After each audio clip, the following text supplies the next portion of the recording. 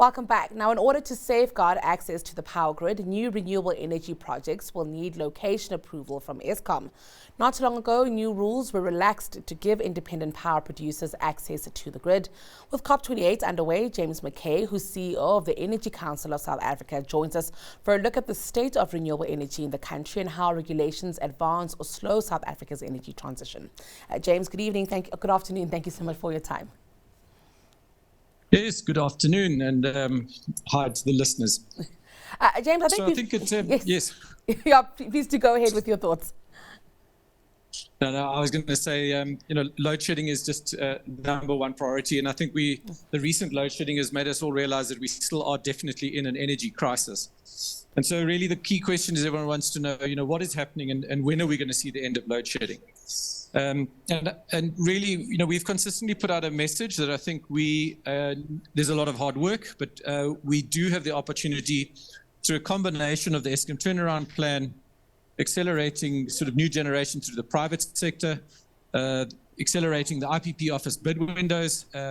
We can bring enough generation online to end load shedding by the end of 2024. So I think that's the opportunity. We've got to push for that, but there is a lot of hard work and we have to work in collaboration, which is why the business partnership with government through the president under NECOM, we feel is a very important platform and lever that we've got to keep driving.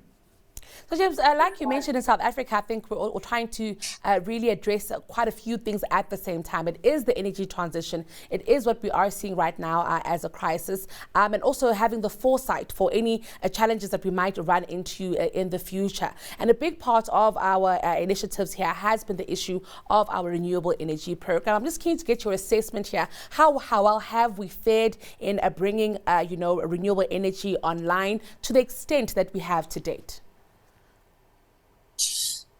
So we're doing better than what I think a lot of the media and critics would say, and I'll tell you why. If we look at since the lifting of the cap, and certainly it is one of the upsides of load shedding, which has prompted a big acceleration of private sector investment in renewables.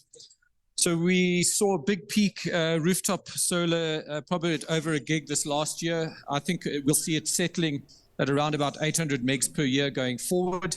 That's a very big sort of increase and a consistent program that I think is happening.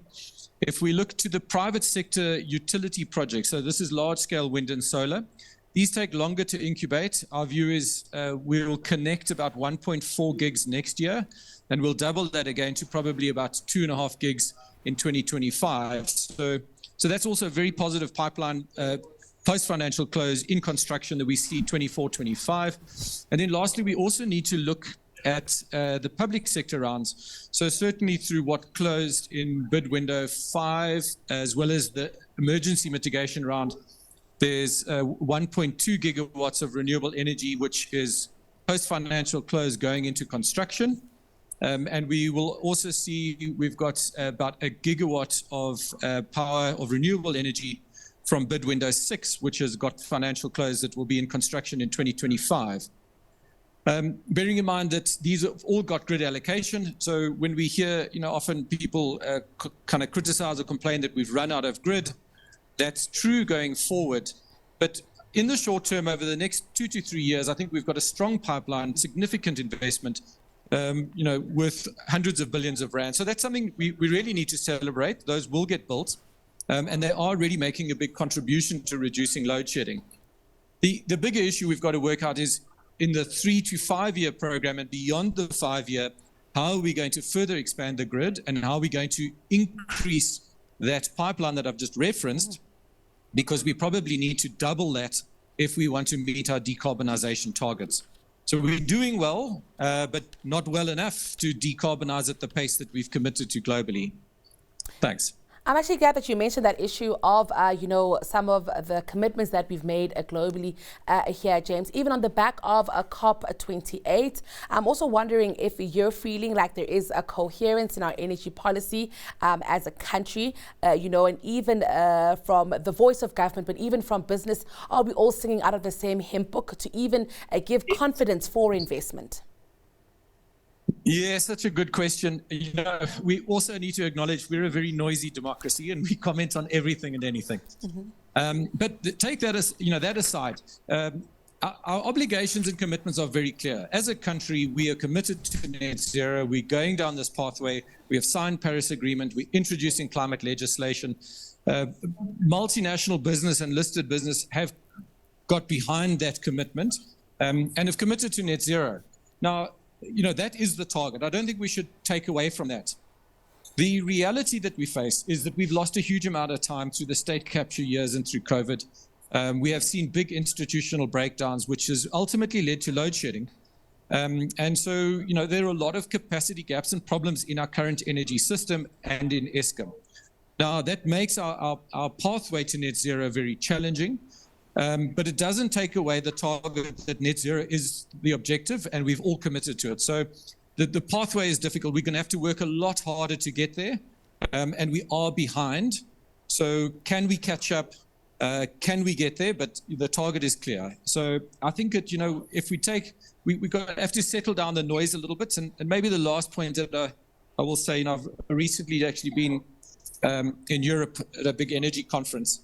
And it really highlighted to me the level of societal distrust and anxiety that we have as South Africans, load shedding, corruption, politics, state capture. And it's going to take time for us to be able to rebuild confidence in our public institutions, in service delivery. And so that's something which we are going to have to live with and makes our journey also that much more challenging. But I think we're in better space to do this now than we've ever been before. And in a way, the energy crisis has created focus, a very engaging and more responsive government.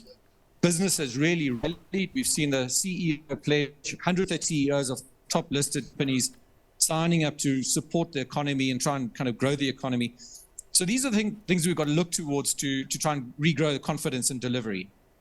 And James, before I let you go, also keen just to get your thoughts on using where we are in terms of energy right now as a country to re-industrialize as an economy. Are we making as much leeway as we could here, in terms of just skill, capacity, local content, SMMEs, medium-sized enterprises, all feeding into our energy future? Absolutely. And I often use the reference point. We look at India probably has the slowest decarbonization target of 2070, but yet they are rapidly industrializing off the back of the global green energy markets. They are going to be the second biggest global supplier of solar modules, which is a clean technology, but yet so that they have used the opportunity. And we look at the US, the Inflation Reduction Act, really $370 billion going into making sure that they are developing their share of global skills, technology, global innovation, global companies in clean technology. So I think that and our municipal utility reform, which is where most South Africans actually still connect and get their services from, is from the municipalities. Those are the two areas which, as soon as we can get more confidence into our energy system, we really need to pay a lot more attention because they are behind and we do need to catch up. Well, James, it's been an absolute pleasure catching up with you. Thank you so much for your time this afternoon. That was James Mackay. He's CEO at the Energy Council of South Africa.